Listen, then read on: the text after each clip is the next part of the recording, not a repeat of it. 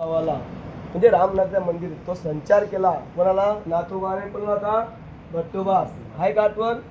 पण त्या मंदिरात होतं सांगा कोणतं मंदिर सांगितलं तुम्हाला का हाय का लक्षात. कोणतं मंदिर होतं हा रामेश्वर मंदिर लक्षात ठेवा.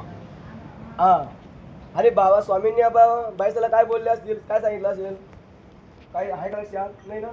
स्वामी म्हणतात की बाई त्यांना तुम्ही आता काही बोलू नका ते आमच्या ठाया होते.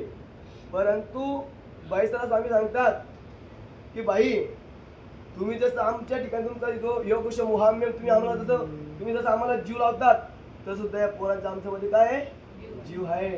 हे काय जीव एका जीवल्या नाही आहे हा सुद्धा काय आहे जीव आहे.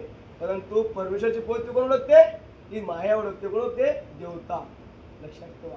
मग ती देवता जाणते हे कार्य जर जीवाला जर त्याला काही जर म्हणजे त्याला जीवाला काही अर्पण करायचं देवाला जर ते तळमळ असेल तर परमेश्वरा अनुभूती म्हणजे भक्त रती. परमेश्वर काय करतात भक्ता ते रती देतात कोणाला भक्ताला.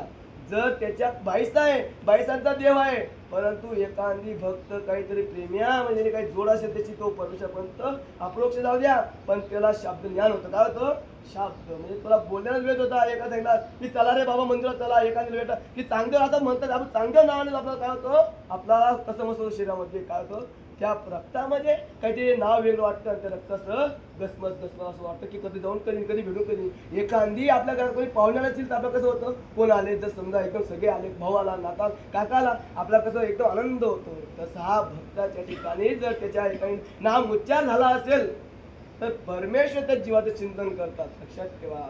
तो कुठं असतो घरी पण परमेश्वर कुठे असतात वाडोवाडी घेऊ येते. मग परमेश्वर जर समजा त्याचे चिंतन असेल तर परमेश्वर योग्य करतात आणि त्याचा योग बरोबर पूर्ण त्याला करतात आणि त्याला क्रिया घडून देतात असा आमचा देव आहे. तर ते कालची आपली त्या ठिकाणी संपले. परमेश्वराने बाईसाची बाजू घेतली आहे आणि नातवान भटव सुद्धा बाजू त्या ठिकाणी घेतली आहे म्हणजे समान लिंग देह वायाशी परमेश्वर म्हणतात समान वायाशी लिंग देह म्हणजे परमेश्वर म्हणतात की त्या ठिकाणी समान आहे समान होती आमची.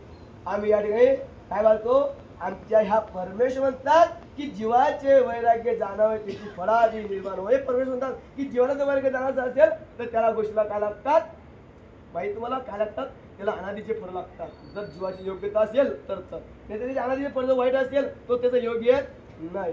पण परमेश्वर योग आणता कशाने माहिती तुम्हाला भजन पूजन कार्याने योग त्या जीवाला योग राहतो. जसं आपली आई फुटक किरा म्हणतो जर आता तुम्हाला जर तुम्ही बिस्किट याची इच्छा झाली साधूला जर तुम्हाला समजा एखादी अन्नदान करायची इच्छा झाली तर तुम्हाला मनुष्य दे अन्नदान काय होतो या जीवाची मन असते काय ते संचार होत परमेश्वर योगाला प्राप्त करतात त्या जीवाला.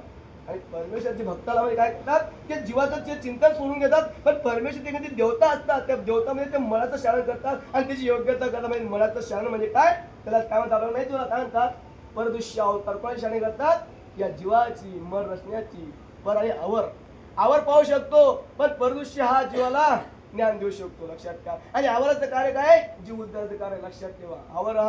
आवर दृश्य म्हणजे हा जीव उद्धाराचं कार्य म्हणजे आमचं सर्वज्ञ श्रीचक्र स्वामी वाढ म्हणजे परमेश्वर पाय भरून कशामुळे केला जेव्हा की त्यांच्या ठिकाणी काय ज्ञान शक्ती आहे काय ज्ञान शक्ती आहे आणि त्यांनी काय स्वीकार केले व्यसन कशाचं जीव उद्धरण्याचं लक्षात ठेवा. कवना कवनी सुनू येते जीव उद्धर हेच येसू कोणाला आहे आमच्या स्वामींना. कोणत्या युगात आहे चला तुम्हाला समजलं मला पुस्तक अंक. आता ह्या ठिकाणी आमची औसा आणि साधा त्याचा भाव माझा साधा आणि घोडा